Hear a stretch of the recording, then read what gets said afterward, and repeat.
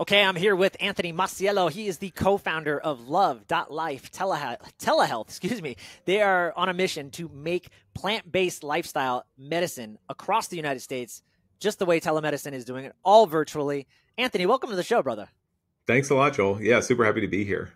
Likewise, man. You have an amazing story, and I think we should just jump right into that because if anybody's watching on video, they can see you look lean, you look like a healthy guy. But it wasn't always that way. So kind of break down your journey into health and then why you were so passionate about it. You realized I have to create some type of telehealth medicine. It's not available. It needs to be created. And especially you're actually niched down to plant-based, which I'm really interested in. So kind of talk about that. Cool. All right. Yeah. And thank you. Sometimes, well, it doesn't happen so much anymore, but I used to almost kind of surprise myself when I looked in the mirror because exactly as you said, this is not the way that I've always lived. And it's not even so much about the visual side, but basically I grew up obese, from a very young age, from the fifth grade. And this was in the early 80s in elementary school, then middle school and high school. And truthfully, there weren't very many of us who were overweight or fat or whatever. In fact, in my elementary school, there were two of us. And in that kind of situation, unfortunately, I kind of began to self-identify after I hear this so many times as the fat kid. And that's how I grew up. You can't hide when there's only two people. Now it's an epidemic, but man, just thinking back, you couldn't just hide. It's like there's only two of you. Yeah, and we didn't know, we didn't have any of this kind of body image speak that's coming around now. We didn't learn to love ourselves, like when there's only two people out of a whole, couple of grades in school, how can you not feel like you're different or wrong or something? I never really associated it with health. I just always associated it with aesthetics, but I didn't feel attractive. And I didn't have a lot of self-confidence. And in fact, quite the opposite. I was pretty self-conscious, and it was the kind of thing where I would try to beat everyone to the punchline. Like I would be the first one to mention it or the first one to make a joke about it or first one to say something to, what I thought was doing is kind of diffusing the situation. Like, okay, yeah, you guys don't have to say anything because I already know, And that's how I dealt with it, as a kid, even into young adult. But looking back, that wasn't that much fun, and it was hard. And I feel like too back then, maybe I don't know. I bet there was just this, a lot of times now we just say, well, duh, you need to eat healthier, you need to exercise more. But as a young kid, I gotta imagine, and listen, for whatever God-given reason, I grew up on peanut butter sandwiches, peanut butter, white bread. This was my lunch, seriously, from fifth grade to not high school. I ate a little bit better, but it was still bad. Okay. It was, so fifth grade, I can distinctly remember I grew up on white bread, peanut butter sandwiches, Capri Suns, and then my mom would always give me like some kind of treat, like a Nutter Butter or a Twinkies or a Hostess. Oh my gosh. And that was the lunch I ate all the way up until more or less high school. And I hated greens. There was no green vegetables. Get that away from me. What is this vile weed? Get it away. Right. And Prego sauce. I never had weight issues though. So I did well in that. I had other issues that I didn't know. Yep. I had allergies, constant allergies, ear infections. I had a lot of other issues. So that's how that kind of expressed itself in my body. I had an abnormal bone growth that I had to get surgery on. And no one could explain it. The doctor, these things happen. No, these things don't happen. I guarantee it was the soda I was drinking every freaking day after school because I was allowed one soda a day. My mom thought she was doing a good thing by just limiting me to one. And so, my parents, middle class, they were doing the best they thought they were doing well. And I don't, and now we know that, no, you should have said no sodas. Absolutely not. And I just feel like maybe the awareness just wasn't there. And matter of fact, even the last thing I'll say, Anthony, is they were probably following the food pyramid, which said grains are the priority. And so, here I am, here you are, left lost and nothing to do. So how did, you could maybe talk about that, but then what was the day that you turned it around? How old were you? And what started to manifest where you're like, no, this is fixable. I'm going to go on this journey. Yeah. So it's really interesting that everything you said was interesting, and it's fascinating how individual we really are, right? Because well, my mom, I grew up in living with just my mom, in the house. My parents were split up. My dad lived in New Jersey. My mom lived in North Carolina. I spent my school years with my mom and my summers with my dad, so I was switching back and forth, a couple of times a year. And my mom worked evenings, so we ate a lot of frozen food. And we everything from lean cuisines was like our go-to.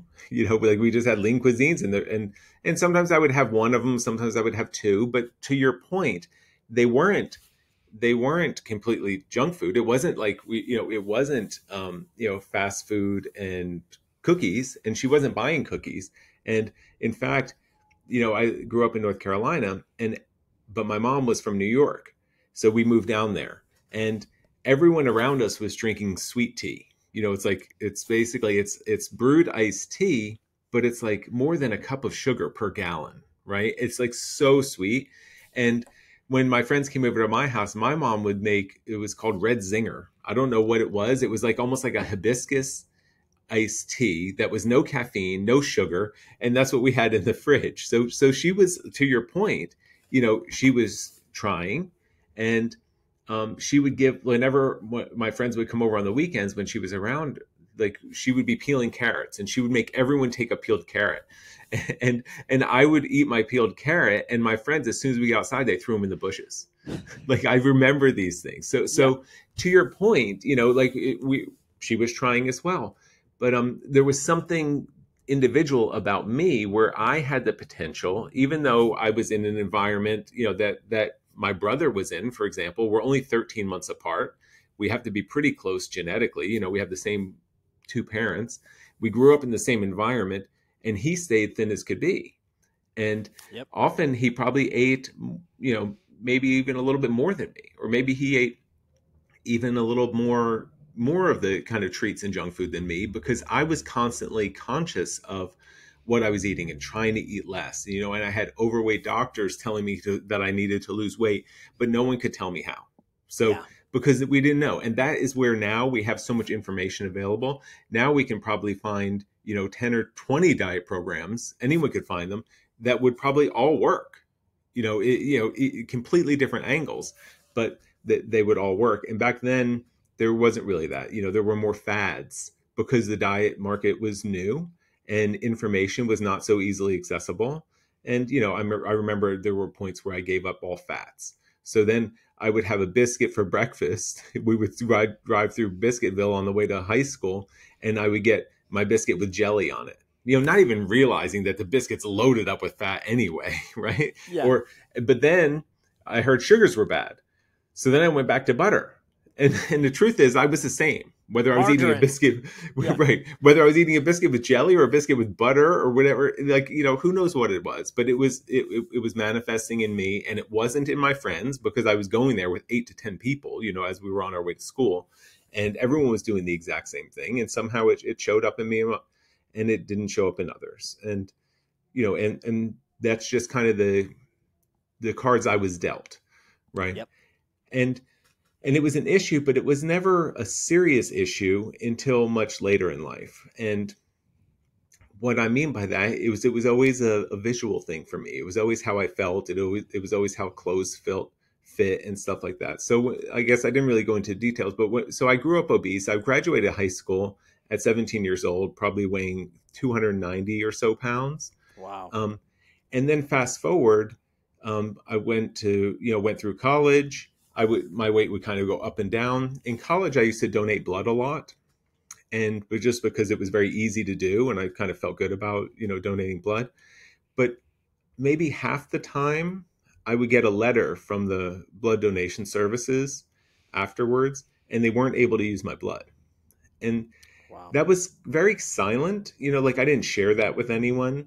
And I started donating blood more because I was always interested in why, but I never went to the doctor, but I just kept donating blood. And if they accepted it, I almost felt like a sigh of relief. Oh, okay. My blood is good enough for someone who needs a transfusion because they're dying otherwise, right? Like, I mean, what a low bar is what Yeah. is kind of what I'm really thinking now. But the truth is sometimes it wasn't. So, and they would always tell me my blood pressure was borderline high because when you donate blood, they would check your blood pressure. I guess I was using that almost as like a checkup. But I wasn't really very health conscious otherwise.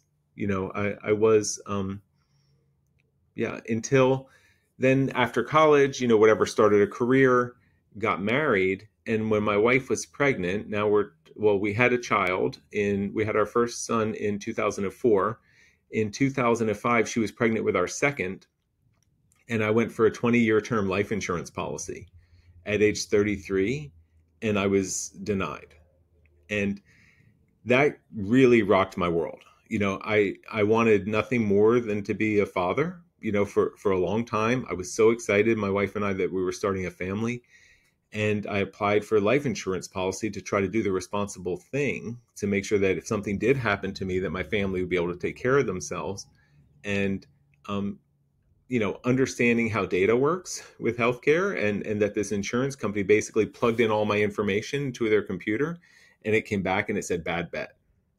Right. So at that That's pretty time, remarkable because I remember doing that same thing, and they're like, "Oh, congratulations, you scored in the highest percentile." And I was 30 years old, and I was like, yeah, "Okay." Like, yeah, I didn't I kind of walked away like, because I also got a rigorous blood test done that also showed I was healthy, but showed like the particle size of like the VLDLs, which you don't get that right, kind of stuff from a health insurance, life insurance. right, right. And anyways, that showed not concerns, but just it was more eye opening. And so I thought, man, these health insurance people, they're just looking at like, just in general, is it okay? So for you to get rejected says a lot. It does, right? And so yeah, it was scary, and it really was the first time that I started realizing that I really wasn't healthy. I always thought it was kind of a visual thing. I mean, sure, at this time I was 33 years old, so I wasn't old, but I was on medication for high blood pressure. I finally started the medication. My cholesterol was high, but it wasn't high enough. It was like around 210 or 212. And I was able to tell them I didn't want to go on medication, and my doctor would listen to me. But I was diagnosed also with sleep apnea. I had eczema on my fingers that was here from since childhood. I remember a doctor, when I was in elementary school, explaining that the skin on my fingers was not normal. That's what he said, and it freaked my mom out because she's like, "What does that mean?" But it was eczema. And then I had psoriasis, which I later learned is an autoimmune condition, and that was showing up on the back of my necks, and the skin would get scaly, and it would flare up sometimes, and sometimes it would bleed. It's incredibly embarrassing, to be in situations because, I don't have much hair, so I couldn't really cover that up even back then. And I got migraine headaches. And at that time, I weighed 360 pounds. I had a 54-inch waist. And yeah, and I put it all together. And any one of those conditions, I could relate to, I don't know, half of my family and friends, because that by that time now in 2005, having high blood pressure wasn't really that unusual. Having high cholesterol really wasn't that unusual. Being overweight wasn't really that unusual. All of those things. But what it really forced me to do is it forced me to take a super objective look at what my life was really like. And that was where I got scared because it wasn't good. It wasn't good. I wasn't able to do things physically, with my wife, with my 18-month-old son who we Yeah. had at the time. I would travel for work and walk down the aisle of an airplane, and I would just feel all eyeballs on me. Just waiting to, and then a sigh of relief as I walked past someone with an empty seat. They were kind of happy I was going to keep going. And, but if somebody had an empty seat and I was approaching and trying to work my way in there, it was embarrassing, to do that. And then I would try to, I'm also tall, I'm 6'4", So I take up a lot of space. I take up a lot of space now at 200 pounds, and I took up a lot of space at 360 pounds. Um, so all of those things didn't make me, didn't make me happy or proud of where life was going. And I just knew I had to do something about it. Like, it was unacceptable. There was no way that I was not going to see my kids graduate high school. There was no way I was not going to see my kids grow up into young adults and start their own lives and do whatever it is that they're going to do. So I was just so motivated that I had to change. Yeah. Wow.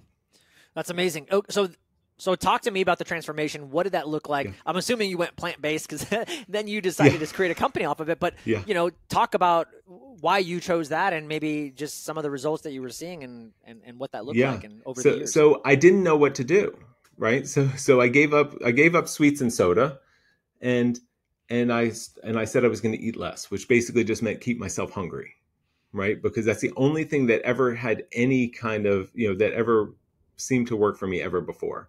Was staying hungry. But I knew that the sweets, any kind of dessert, ice cream, cookies, cakes, especially in an office when people put things out, and like I knew I didn't need any of that. None of that was helping me. I knew I didn't need to be drinking any soda at all. I probably you took out the obvious stuff right away. Yeah. So yeah. That, and then but it didn't help. But I did that for 3 months. And, I set this goal to lose 50 pounds in the year of 2006. Like, that was my New Year's resolution. And here it is March, and I hadn't lost a single pound. And I gave myself some wiggle room. I figured my size, I should be able to lose 5 pounds a month, right? And there's 12 months, so that's 60 pounds. Let me give myself a break. Let me make it 50 pounds is how I kind of came up with my goal. And so I just started searching. And I had gone vegetarian in the early 90s. And that worked really well for me because when I first went vegetarian, all I ate was basically stir fry. I went to the produce section. I bought vegetables. I went to the dry goods. I bought rice. I bought a wok, and I pretty much only ate things out of that wok. Breakfast, lunch, and dinner. And then very slowly I realized, well, pizza is technically vegetarian because I wasn't vegan, so I still had pizza. And then Ben and Jerry's ice cream came out, and that was, well, that's vegetarian. There's no meat in there, so I started eating that. But so I was basically a junk food vegetarian. But by that time, I felt good about not eating animal products, and mostly because of how it made me feel when I first switched. So I wasn't ready to go, like, at the time it would have been like Atkins diet, in the early 2000s. So I wasn't ready to do that. So I started searching on Google, and I searched for vegetarian weight loss. And I found a book. It just popped up on Amazon. It's called Eat to Live by Dr. Joel Fuhrman. And on the front cover, it says fast and sustained weight loss. Or it says your key to fast and sustained weight loss or something like that. So Great that was marketing. attractive to me. Yeah, that was wonderful marketing. But then I read the comments and the reviews and what people were writing about it. And there were a lot of reviews, and no one mentioned weight loss. Everyone mentioned getting healthy, and everyone mentioned feeling better, and everyone mentioned having more energy. And I was like, for the first time, I was like, wait, you know what? I don't just want to lose weight. Like, that's not going to keep me around for my kids. What I really want to do, that'll help me fit in the smaller places, but that's not really what's going to get me a life insurance policy. Certainly not in the premier category or whatever you got classified, into. So that was the first time that I said, well, okay, I need to change my thinking here. I don't really need to lose weight. What I really need to do is get healthy. So I bought the book, and I just started doing exactly what it said. And what it basically says is eat a lot of vegetables, eat a lot of fruits, eat plenty of beans, beans, legumes, some nuts and seeds, and almost nothing else. And it was like and it's so funny because I don't know what the book actually says now, but that's what I read, right? That's what you remember, and that's what they planned, the blueprint you executed. Yeah, and that was the perfect plan for me, Joel, because you know what it didn't do? It didn't say give up your favorite foods. It didn't say stop eating, like eggs or it didn't say stop eating pizza.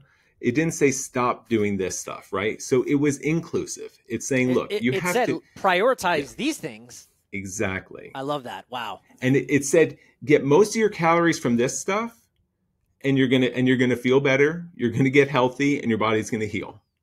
So I was like, okay. So every day, all I did was I tried to figure out how to eat more fruits and vegetables than I did the day before, and and I just let it crowd everything out because I know I had tried to give up pizza before, and if I start a plan by saying no more pizza, like, cookies and soda weren't that important to me, so I was able to do that. And then, but if I would have started the plan by saying no more pizza, like I would have been in some situation where I felt like I had to. And then I would have eaten the pizza. I would have felt failure. I would have started this self talk that says, oh, that didn't work, or I can't do this, and all this stuff. But who in the world can't stick with eat more fruits and eat more vegetables? Like it's just easy to do, right? So it worked for me. And it to start with, I never used to eat breakfast. So I was like, oh, I'm going to start having fruit for breakfast. So it wasn't like I was giving up something that I loved. And it's just like, no, I went from eating nothing for breakfast, or maybe just a coffee with cream and sugar or something like that, to now I just eat fruit. And I just started eating tons of fruit for breakfast, and then at lunchtime, it's more vegetables. I would still have whatever I used to have for lunch, right? Whether it was pasta or some kind of a sandwich or something. But then I would also have a big salad with it because it was eat more vegetables, right? And then slowly I just started getting excited because in the first 2 months, by the time my son Henry was born, in those first 2 months, I lost 30 pounds. Wow. And that was like, that's like kind of pushing a roller coaster down the hill, right? Like once it gets moving, it's like, okay, that's it. All bets are off. Like now it's easy to do this because I have momentum. Like I started losing weight, I started feeling better, and I had to go to my doctor and talk to her because I was on medication for high blood pressure, and if my blood pressure went low, then I could get lightheaded and fall down. And no matter how healthy I'm getting on the inside, if I bang my head on a curb, it's not going to be good, right? Yeah. So she had me logging my blood pressure 3 times a day, and she was making adjustments to my medication, and I got off my medications first, even before I finished losing weight. I got off all my medications before the end of 2006, and by December of 2006, I lost a total of 90 pounds. Wow. So I completely blew away my goal of losing 50 pounds for the year.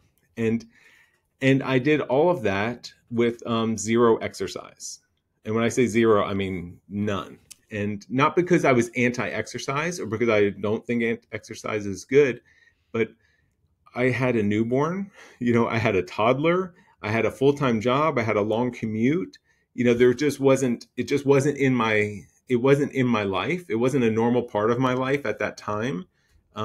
So I didn't start by adding it. And I think that ended up actually being something that worked in my favor also, because I never felt that sense of entitlement that sometimes people feel when they start a new exercise program. Like I never felt like I needed to eat more, or I deserved to eat more, or I should be allowed to have this or that because, hey, I worked out this morning, or I'm going to work out this afternoon. I need this or I need that. So it was another accidental thing that I think worked in my favor. But I was ready to start. 90 pounds lighter, and tons of energy from what I just thought on my own as my body working incredibly well inside.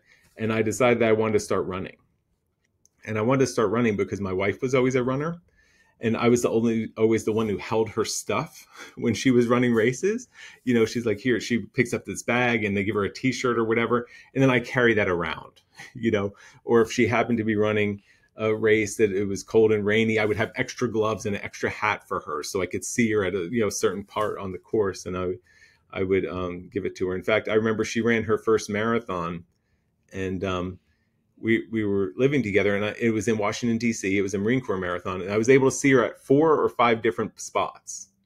And then when she finished, I drove us home from D.C. We lived in Bethesda, Maryland, and I had a little Honda Civic it was a stick shift, right? So I drove us home, and we went inside, and she's like, "Oh my gosh, I'm starving. Will you go pick up some sushi for me?" And I said, sure, but I'm really tired too. Just give me a couple minutes. And I fell asleep on the couch. And she had to drive herself to go pick up her food. And she said she stalled the car 3 times because her legs were so tired Oh my because, God. I guess she slipped off the clutch or something, she was having trouble. But, See, my that, wife would have just woke me up and said, "Go get my food." But well, your and wife is a sweetheart. that's what she should have done, like, Yeah. I mean, sure, it's hard to stand there and watch somebody run a marathon, but I guarantee I was eating a pretzel and I was drinking whatever I wanted to, and I was doing everything else that, like I wasn't running for those, whatever 3.5 to 4 hours, however long she was out there on the course. But yeah, so she was nice to me in doing that, but again, it wasn't a proud moment of mine. And when I look back on those, like those are, it's kind of sad, like it's the kind of thing now where, if I looked at someone, I'm like, wow, that person really needs to step it up. And so those things didn't make me proud of myself. Anyway, so I started running, and interesting, I couldn't even run a quarter mile. I couldn't run one lap around the track, but I just kept, I would run, I would get tired, I would walk, run, walk. I just picked it up. Eventually, I was able to run a mile. I was able to run 2 miles. Then I ran my first 5K race with a group at a running club at work, and I was hooked. I was like, this is awesome. Like, I felt great. I was the one who had to find somewhere to stash my stuff now. I was the one with the number on my shirt. I was standing at the starting line. Like I came across the finish line, with my arms in the air, and it was that's when I was like, this is my lifestyle. I want to eat healthy, I want to be healthy, and I want to be incredibly active. And I'm just grateful that I've been able to continue that. I continued through the rest of 2007. I just continued running more and more. It got to the point where I ran a half marathon in September, just 9 months after not even being able to run that quarter mile. And I ran it in like an hour and 47 minutes or something, which, Sub 2 hours. It's great. yeah, I was Yeah. very happy with that, especially 9 months after not being able to run, even 1 mile or a quarter mile. And everything just reinforced the fact that, okay, I'm giving my body what it needs to be really strong and healthy. And the most important thing is not that I can run a half marathon, or not that I could run it on some certain time, but that by testing myself, that I started to develop confidence that I was going to be around, and that I was going to be able to be an active dad, and that I was going to be able to have fun with my family and enjoy life. And that's what I really started doing, through that year. Yeah. You know what? Something just popped in. I'm curious, man. Your story is amazing, but there's so many times, and you can relate too, where you've spoken to people, and I've spoken as well, where the yo-yo dieting, they've done these Yeah. things, they've done all this, maybe they even lost 90 pounds, and then they Yeah. go back. I mean, sometimes it's Right. crazy to me, think, but you lost all that weight, how could you slowly gain? That's just crazy to me. But even some people will lose 50 pounds and then they gain it all back. Right. What was the talk? What was the self-talk in your head? What led you to go, no, I like this, I'm going to keep going, Yeah. because a lot of people don't do what you did, and I'm curious what you would say to those people that are listening right now, and they're probably in your shoes, or were in your shoes. Yeah. The first thing I did was, in the beginning, I was motivated by fear, and I was afraid of the kind of my life as it was. Then I started to develop excitement about what life was going to be. And it took me a long time to lose that excitement. Well, I don't know if I've lost it yet, right? And Not now that you here lost we it, are, but 17. you reach that, you plateau where you get comfortable, like all But of I us do. We kept, get yeah. comfortable. So I kept going. I mean, even the simple fact that I ran a 5K in March, I ran several more over the summers, but then by September, I ran a half marathon, right? And then I signed up for the same half marathon the next year to see if I could do it again. Then I signed up for something. So I always had something in front of me that I was looking forward to, that I was genuinely, sincerely excited about doing, that was worth me working towards. And what I mean by that is, a lot of people set goals. They'll sign up for a race, but for me, running was fun, right? Like it was my preferred activity. When I would come home from work, I had an hour commute. So I would call my wife and say, hey, you want to take the kids to the park tonight? And she would say, yeah. I said, okay, well, I should get home at whatever time, right? Like maybe 5:30. And How about I meet you at the park at 6? And she said, okay, perfect. And I would get home at 5:30 as fast as I could. I would put on my running clothes and I would run to the park. And I knew that it would take me exactly a half hour to get to the park. And then I got to the park at 6 o'clock, and then I could play with my kids, but I wanted to do that. I mean, how much easier would it have been to say, let's meet at the park at 5:30? And I could have drove right there, or I could have went home and changed, or I could have went home and sat down and, or whatever, checked an email, or I could have done something, but it was fun to me. So Yeah. I'm not saying that that's easy to recreate, but conceptually, it's something that's worth figuring out for anyone. I know people who love lifting weights. I know people who love, fall in love with doing CrossFit.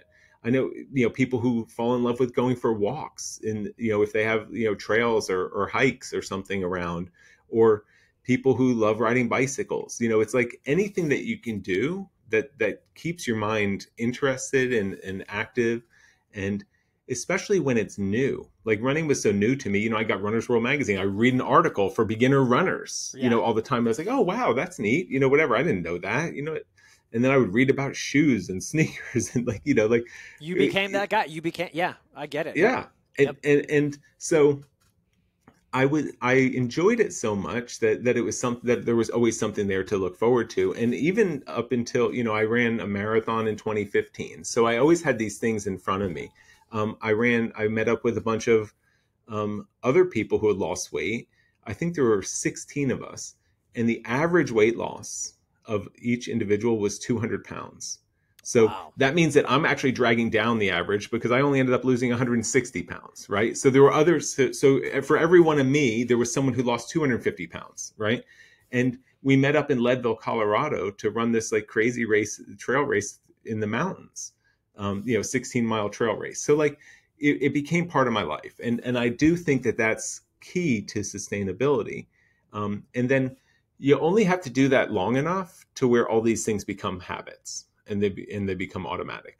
And the fact that I had 160 pounds to lose helped me to create new habits. It took me almost 2 years. It took me 20 months, right? In September 2007, my weight loss stopped, and it stopped just as quickly as it started. And my weight has been, almost level since that time now, 17 years, I guess 15 years later, right?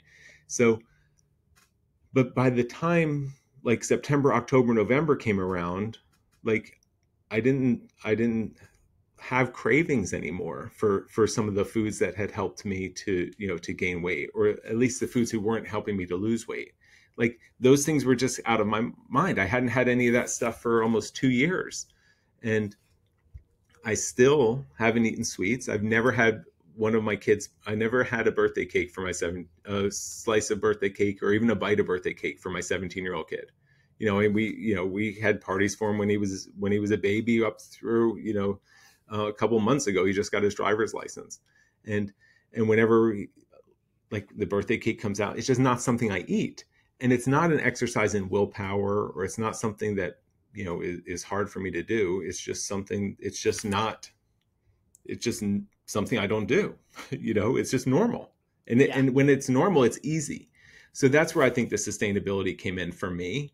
I was excited about long enough to where all of my old habits fell away. All of my new habits were just supporting my new lifestyle and my new, my new body. And I just kind of continue. I love that. And I think the other key part, like you mentioned earlier, is that in the beginning, when you started this, you didn't give up anything. You felt like you were adding fruit to your diet. And I think so many of us, when we start something new, it's like, if I have to start a new diet, that means I have to eat a certain way. I have to give up the foods that I like. And you didn't do that. So your ease into the new quote unquote diet, it's really a lifestyle, but your ease into it made it easy and acceptable. And we talk about James Clear. He talks about habits. Make them easy, Yes. make them obvious, right? And so you were Right. completing some of those steps for creating that new habit. So I love that. Yeah, thank you. Fast forward, you changed your health so dramatically. Yeah. In the last couple of years, you decided I need to start a company because more and more people need to do this. Talk about Love.Life, telehealth, and what you guys are doing and how you're changing the world. Yeah, thank you. So the whole time I was doing this transformation, I was working in pharmaceutical research and development, and I was helping to develop drugs.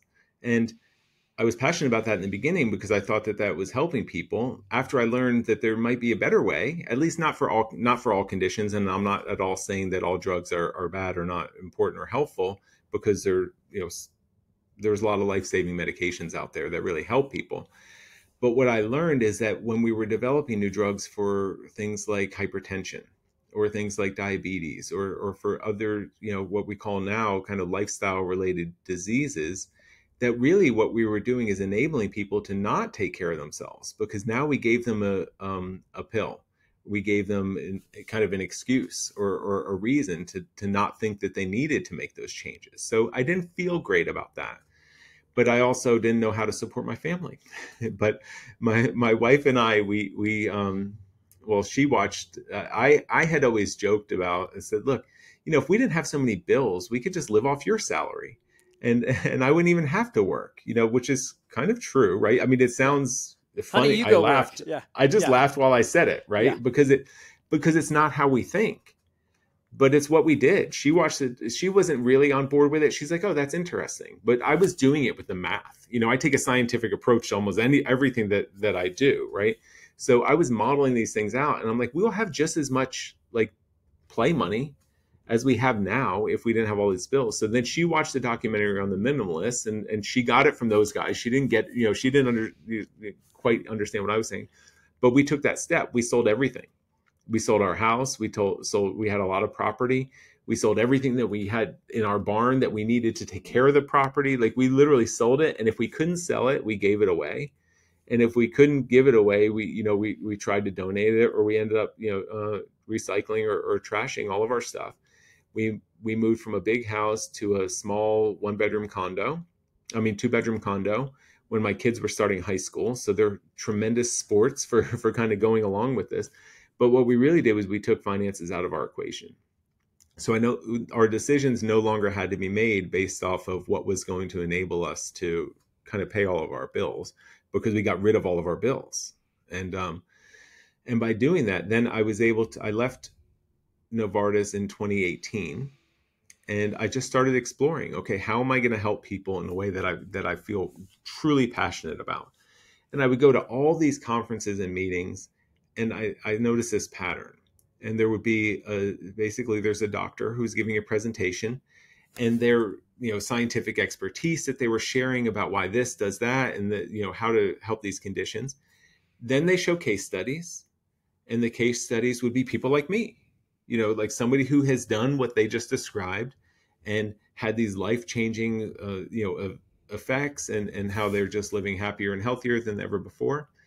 And then they go to Q&A, and then someone from the audience raises their hand, and they say, hello, my name is so and so. I also suffer from whatever condition it was: hypertension, autoimmune disease, lupus, multiple sclerosis, heart disease, diabetes. Where can I find a doctor who can help me to basically reverse my condition, or to better manage my condition, it's crickets. Like there's no answer. There was never an answer. And the reason there's not an answer is because our medical laws and everything are so complicated that a doctor in one state can't legally practice medicine on a patient who's in another state unless they go get that license, right? And people don't have the means to really drive across the country to find the one doctor or something who is willing to practice medicine or is willing to help empower their patients. So my my education is computer science, but I worked in healthcare my entire career. And I just started looking at what platforms there were available for telemedicine. And I started looking at the medical licensing laws. And I had a lot of friends by this point now, from basically volunteering in the space of lifestyle medicine and plant-based nutrition, to share my story. And my partner, who I started the business with, she was licensed in 13 states. And I said, well, if we start up a telemedicine company, then you could see patients not just in the state that you're in, you could see patients from 13 states. And I have to think that there's enough people in 13 states to keep a doctor busy.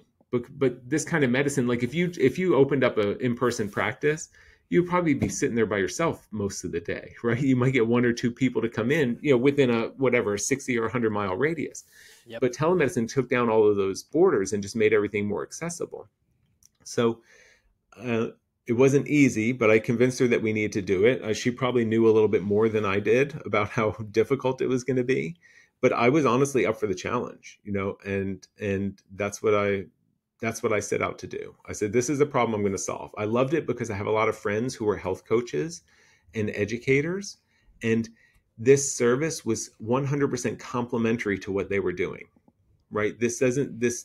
I'm not competing, I'm not conflicting. Basically, if their patients do require medical care, just like I did when I was changing, now they have a place to go that's not going to create doubt and conflict in the patient's and confusion in the patient's mind. Like, the doctor's not going to say, oh, what you're doing is not going to work, or, oh, there's no way you're ever getting off this medication. Once you go on this, you stay on this forever. If anything, I'm just going to have to keep increasing the dose over time as your condition gets worse. And to get those messages out of the equation, let's help to empower people. And so fast forward, now we have 10 doctors. They see patients in all 50 states, and I'm proud. And they also do international consultations. So I'm pretty proud to say that almost anyone on the planet can have an appointment at Love.Life Telehealth with a doctor who gets it. They practice lifestyle medicine, which is helping people to make changes in their life. That's basically diet, that's exercise, that's better sleep, that's managing stress, that's having really strong social and spiritual connections. That's, all of these things that we can control, and to create an environment where the body can heal itself. And that's what they get to do with their patients every day. So cool. And I just want to caveat, you guys, it says plant-based, medicine or therapy. Well, Does someone that do they have to apply the plant-based lifestyle, or is that just kind of what you niche down to like, if someone Googles yeah. vegetarian life, they're going to find it, because we Well, all know about niches and the riches, but can anybody benefit from this other than, thank you for asking. 100%. And we started as plant-based telehealth, and that was a name when we started the company, and that's because basically I give plant-based nutrition credit to the quality of life that I have today, which is completely unfathomable from the way I grew up and the way I was living as a young adult. But I always knew that we would reach some point where that would feel limiting. I knew a lot of plant-based coaches, a lot of plant-based educators. I knew a lot of people, in the plant-based communities, and that's why we started as plant-based telehealth, because we knew we could be crystal clear in our understanding. But the doctors are always meeting patients where they are, Love and that. the doctors don't even have to talk about nutrition, at the first appointment or the second appointment. It all depends. It's all driven by the patient. And that's what's really different about lifestyle medicine. It's not that you're going to a doctor and the doctor's going to look at your vital signs. They're going to look at your medical history. They're going to look at your medication, and they're going to try to treat you before they even see you or before they talk to you. Our shortest appointment is 30 minutes. And we have I don't know how many pages it is. It might be like a 9-page intake questionnaire that the patient fills out before their visit, and the doctor reads before they ever see the patient, right? And there's a section in there for medical history. There's a section in there for family history, and there is a small section in there for medications. So that's all the standard stuff that a doctor needs to know up front. But then the majority of it, probably the other 8 pages of it, is what's your personal health and wellness goal? What are your preferences? What is a day what does a day look like for you, as far as exercise, as far as sleep, as far as what are you eating, during your meals and snacks throughout the day? And then it's it just goes deep into the lifestyle. So by the time that the doctor meets with the patient, they already know them. They already know what the patient's goal is. Now they start asking clarifying questions, and then they ask the patient, well, what do you want to achieve? How do you want to achieve that? What do you want to work on? Do you want to work on your exercise first? Do you want to work on your sleep? Do you want to work on your stress management? Do you want to do breathing techniques? Do you want to learn meditation? Do you want to because there's no one pillar that kind of outshines the rest. maybe it's easy to say that nutrition is that pillar, but that's not because it has to be so prescriptive. It's just because our food system is so screwed up at the moment. Yeah. There's not, it's really, really, really hard to make conscious choices about what we eat in our environment. And that's just true. So nutrition is a big one for most people. But it doesn't have to start, and the doctors aren't insistent that anyone goes vegan or plant-based or anything. They're helping the patient to do what the patient wants to do. And that's where this is different kind of medicine. Yep. And they have all the tools and resources to do that. They can do microbiome testing. They can order labs, of course. We have national accounts with both Quest and LabCorp. So they can do the testing. We also talk about things like test, don't guess. Like people say, oh, well, if I'm not eating this, then I'm going to be deficient in that. It's like, well, who knows? Just like what you and I started this conversation, you grew up eating in a way that should likely have designed you to be gaining weight, but you didn't. Yeah. And here I am, I was eating the same as my brother and he didn't lose weight and I did, right? So we all metabolize things a little bit differently. Things manifest in our physical bodies, differently. We have different habits and preferences.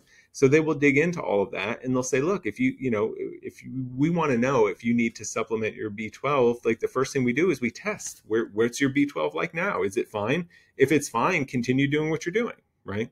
Yeah. If it's low or high, then we make adjustment. Then they will make adjustments with their patient from there. But it's always patient driven. Love that. And it's a holistic approach. So I love that. Yeah. I'm looking up at the time. I know we're gonna have to wrap things up here. So just, maybe you could just kind of tell people, one, I don't know if there's any exciting projects that you're working on. I'd love to hear what's up, what people can expect from Love.Life. Also, for those that don't know, if you go to the website, you guys have a restaurant, a brick and mortar restaurant. So maybe briefly talk about that, and then we'll wrap things up and say where people can find you, connect with your company, and all those great doctors. Thank you. Yeah, thank you. And I know I can talk a long time about this. It's the passion coming through. Yeah, So we have two restaurants actually, one in Miami and one in Los Angeles. And the idea of Love.Life. So we started this plant-based telehealth. We were acquired by a company called Love.Life. Love.Life was founded by John Mackey, who's the former founder and CEO of Whole Foods. And he's now leading this company. He's now CEO and founder of Love.Life, because he wants to change the way healthcare is practiced. And he knows that involves, physical movement and exercise. He knows that involves better medical care and better access to food and optimal, kind of nutrition. So it's going to be the whole thing. It's going to pop up. We're going to do in-person centers that encompass, some of that. And they'll be starting to come out next year, but the restaurants are open now, as you said. And then we're going to try to mimic as much of that as we can in a virtual. And that's what I'm doing, with the telemedicine, is we're trying to recreate as much of that as possible for people who are everywhere. So our exciting things is we're about to launch some new programs, and these are going to be year-long journeys that include not only the medical care, but the in-between appointment support that people would need in the forms of information and content and courses and support. And also the diagnostics, like the testing, so people can get a really deep understanding of their current state of health and learn what kind of things that they want to do, they can do to make improvements to that. So those programs will be launching in another month or two. And that we just hope that that's going to make it easier for people to understand what they're signing up for. But appointments are available today, and it's a totally different experience when you see a doctor at Love.Life Telehealth. People, it's not uncommon for me to get a text message from someone who I know that I've recommended to that says, oh my God, this is exactly the way medicine should be practiced. So it's a doctor who will listen to the patient, who will empower the patient, who not only, is directive towards telling the patient what to do, but is asking the patient questions like, where are you finding joy in your life? What are the things that are making you happy? What are the things that you're passionate and that you want to be living about, all of that stuff. So more with Love.Life will unfold over time. But for now, the best thing you can do is visit us at love.life. There's no .com on there. And if you go to love.life, you can click either into the restaurant business or the telehealth business today, and you can learn all about what we're doing there. Amazing stuff. Anthony Masiello from Love.Life. Appreciate you, Yes. man. We'll have to bring you back on because I feel like Yeah. I just scratched the surface and I had a lot more questions to ask you. But Yeah. thank you so much, man. I appreciate your time and what Thank you're doing you. to I change appreciate the it too. world. Thank you. And, and likewise, right? And I feel like that's where we click together because we're all on this mission together. And I just love that we can support and help each other. So I really appreciate it. Yeah, Thanks. likewise, brother. Thanks. Okay.